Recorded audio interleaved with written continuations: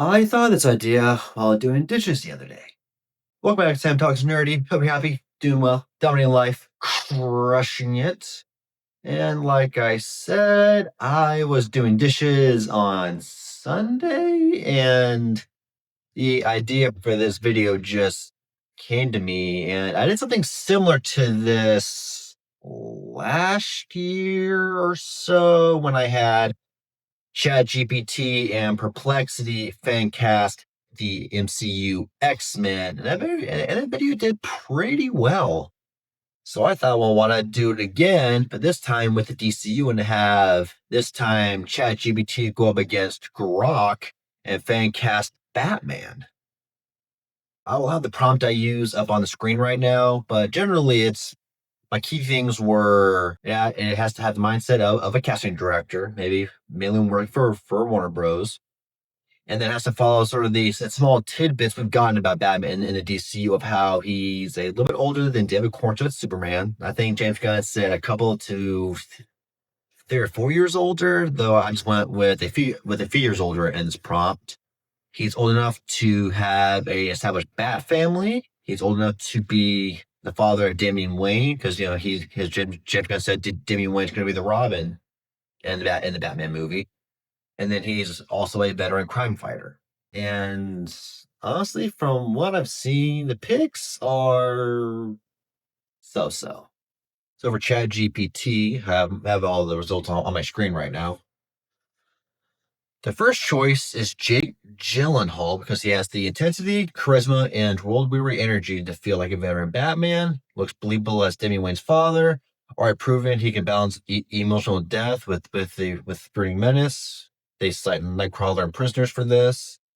And he would work well opposite David Cornswell's Superman as a slightly older, more cynical contrast. Which, yeah, I can see that. I can definitely see him being maybe on WB's radar, because I was talking to someone on Instagram and how when it comes to like Superman, they tend to go with no-name actors, Christopher Reeves, Cavill, Cornsweet. But for Batman, they go for more known actors, which is really interesting if you think about it. Because you think maybe it will be reversed of more known actors for Superman, while lesser known actors for Batman. And who knows, maybe WWE will change this up for we get someone not as known for their Batman. We'll have to see. Their number two is Richard Armitage, who, if you don't know, voiced Batman and Batman Cape Crusader. And they said he's an older option, but fits the veteran with a Bat family angle perfectly. Strong presence, commanding voice, and they mentioned his Batman voice acting. And he could bring gravitas and that seen it all aura to the role. Yeah, I can see that, but I didn't really care for his Batman that much in Batman Cape Crusader. Not my favorite, like, Batman voice actor. For the third choice, they have John Hamm, and that's because he has been a long fan cast, but this iteration of Batman makes it more fitting. A seasoned weary Dark Knight, balancing hero to family. Fiscally imposing with the right brooding charm, which, yeah, I can see that, especially we'll look at him towards the end of Baby Driver a little bit. And he would sell both Bruce Wayne's suave exterior and Batman's dark core. Yep, I agree. But though he's not really, I don't think he'll happen because he's a bit too old for DC Batman. I think he is 54. For the fourth choice, they have Jensen Ackles, and they say he's a fan favorite for Batman, and he's voiced him in the Long Halloween or the Tomorrowverse movies. He's the right age, grizzled vibe, and experience from Supernatural and The Boys. Can embody the battle-hardened but still human Batman Gunn wants. Yeah, I mean, he's in my top 3 actors I want to see for Batman. My top choice is Ethan Peck from Star Trek still. And for the fifth choice is Oscar Isaac, which I mean, that cat's out of the bag, but they chose him because he has range, intensity, and the ability to bring emotional weight to Bruce Wayne's dual life. Already played a superhero, Moon Knight, but could pivot into a darker, more grounded role. I mean, that's why I think the ship sailed, because he's already Moon Knight, which is basically Marvel Batman in the MCU. And I mean, I know they haven't done a lot with him yet, ever since the first season and that one episode of What If, but I'm sure he'll come back. If not, oh boy. And he has that quiet but dangerous aura a veteran Batman needs. And then at the end they said the top 2 realistic choices are Jake Gyllenhaal and Jensen Ackles, which, yeah, I agree. But then they asked me if I wanted them to put together a short list of actors WWE would likely consider behind the scenes, and I said yes. And they pulled out Nicholas Holtz, which that ship has sailed. Armie Hammer, not happening. Josh Brolin, definitely not happening. Scott Adkins, maybe. And they decided him because they had to audition for Batman vs Superman, which I saw that tape. A huge waste of potential.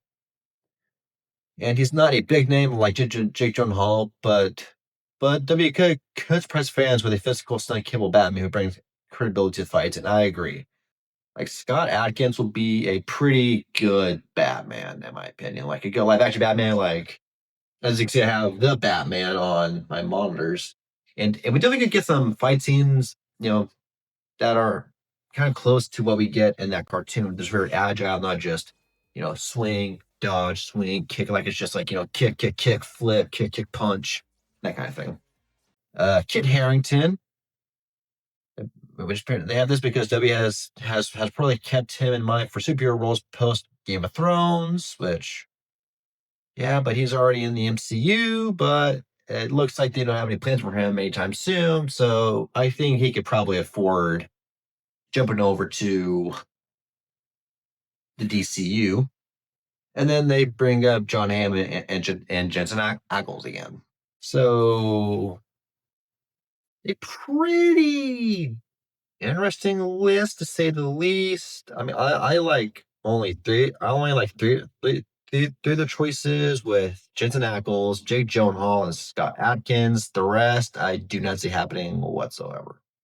How to go over the Grok. And for the number one, they also chose Jake Gyllenhaal. And they kind of cited the few same points as ChatGPT, like his intensity and physical presence that he had in roles like Nightcrawler and Prisoners, Fusil to David Cornsweat. He can portray a seasoned Batman. For the second choice, they have Oscar Isaac, and again they cite Moon Knight and has the age to fit a veteran Batman, and so blah blah blah blah. Their third choice is Michael Fassbender, and they cite this choice because of his commanding presence with Prometheus and the X-Men films. And they say that he embodies calculated intelligence and physical prowess, which, yeah, that's Batman. He's perfect for an older battle-hardened Bruce Wayne with a Damian in his life and a built network of allies over the years of vigilantism. I think I've seen some people fancast him, but I don't feel it. For the fourth choice is Jensen Ackles, which, interesting. I would put him under Jake Gyllenhaal, to be honest, with this list. And again, same points as ChatGPT. And their last one is another popular choice, but it's not happening. It's Carl Urban. They say they chose this because of his experience with the boys in Dread, and he has the gross-old, no-nonsense vibe for a veteran crime fighter, slightly older but still agile. He can depict a Batman who's mentored multiple Robins, including Damian, and established a legacy in the DCU. Yeah, I get that, but I don't see this happening because I think he's too old for DC Batman because he's 53. And plus, he has the boys, and then he has more combat coming up, so I don't think he'll be doing a Batman. But then again, that'd be a good surprise us.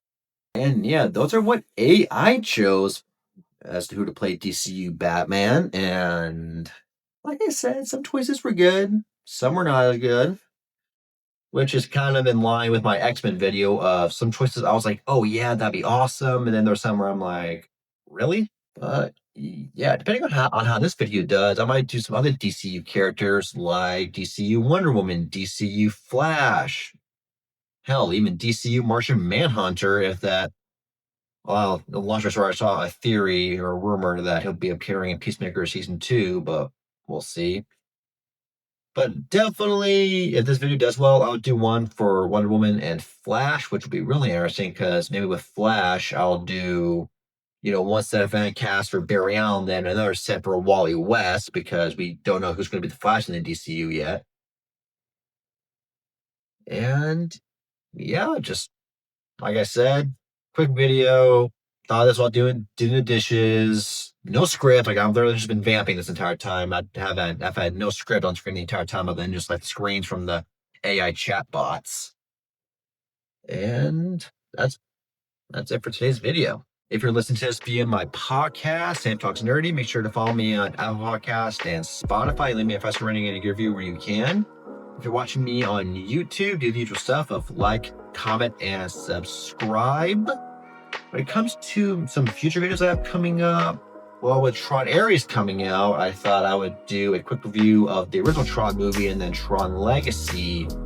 Then maybe, if I can, I will do a quick season review of Tron Uprising. So that's all the Tron things in preparation for Tron Ares. And like I said, if this video does well, I'll do a AI Fancast video for Flash and Wonder Woman. And, well, until next time, take it easy.